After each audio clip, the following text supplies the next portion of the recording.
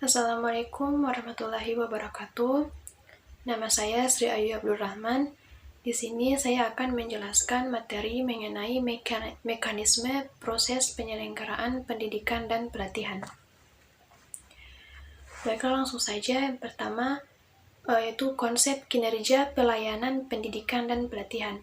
Jadi, pendidikan dan pelatihan itu diselenggarakan oleh lembaga diklat secara profesional untuk menjawab kebutuhan kompetensi aparatur yang berguna dalam rangka meningkatkan kinerja individu dan organisasi. Penyelenggaraan suatu diklat hendaknya dilakukan sesuai dengan peraturan dan pedoman yang telah ditentukan oleh pemerintah.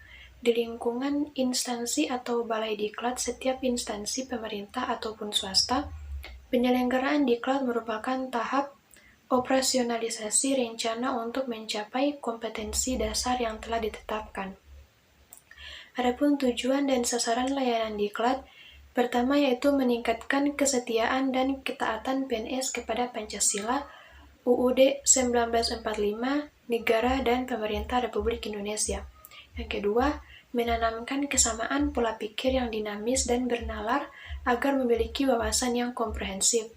Dan yang ketiga yaitu memantapkan semangat pengabdian dan berorientasi pada pelayanan, pengayoman dan pengembangan partisipasi masyarakat, meningkatkan pengetahuan atau keterampilan serta pembentukan sedini mungkin kepribadian PNS. Ada juga faktor-faktor pendukung pelayanan pendidikan dan pelatihan. Yang pertama yaitu perumusan tujuan pembelajaran. Perumusan tujuan pembelajaran yaitu tujuan umum dan tujuan khusus yang ada pada deskripsi materi diklat. Yang kedua, peserta diklat yang meliputi persepsi dan motivasi mereka selama mengikuti diklat. Dan yang ketiga, fasilitas pembelajaran yang merujuk pada pembelajaran kurikulum dan ketersediaan media pendidik sebagai alat bantu proses belajar mengajar. Lalu yang berikut upaya peningkatan kualitas pelayanan diklat.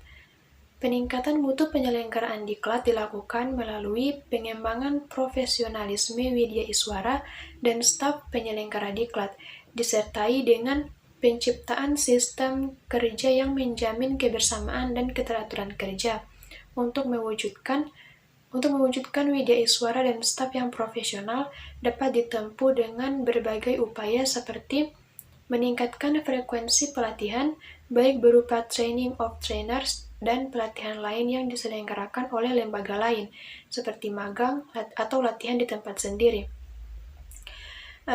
Dengan peningkatan kemampuan atau profesionalisme widya iswara dan terciptanya sistem kerja yang menjamin kebersamaan, disiplin dan keteraturan kerja, kualitas penyelenggara diklat dapat meningkat. Dengan penyelenggaraan diklat yang berkualitas, lulusan diklat yang dihasilkan pun akan sesuai dengan tuntutan pembangunan. Yang berikut, proses dan prosedur manajemen pelatihan. Sebagai suatu proses, istilah manajemen atau pengelolaan pelatihan berkaitan dengan trisula aktivitas, yakni perencanaan, pelaksanaan, dan evaluasi. Jadi, proses manajemen pelatihan itu ada 3, yaitu perencanaan, pelaksanaan, dan evaluasi. Kemudian, langkah prosedur pengelolaan pelatihan dapat diuraikan sebagai berikut. Yang pertama yaitu identifikasi dan analisis kebutuhan pelatihan. Yang kedua, menguji dan menganalisis jabatan dan tugas.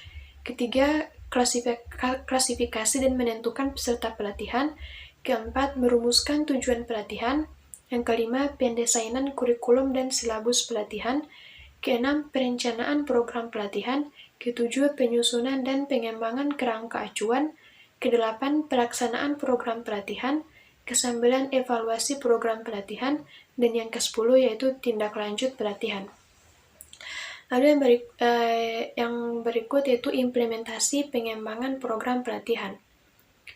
Langkah implementasi dalam model desain dan pengembangan ADIE adalah menggunakan program pelatihan yang telah didesain dan dikembangkan sebelumnya ke dalam aktivitas pelatihan yang sesungguhnya.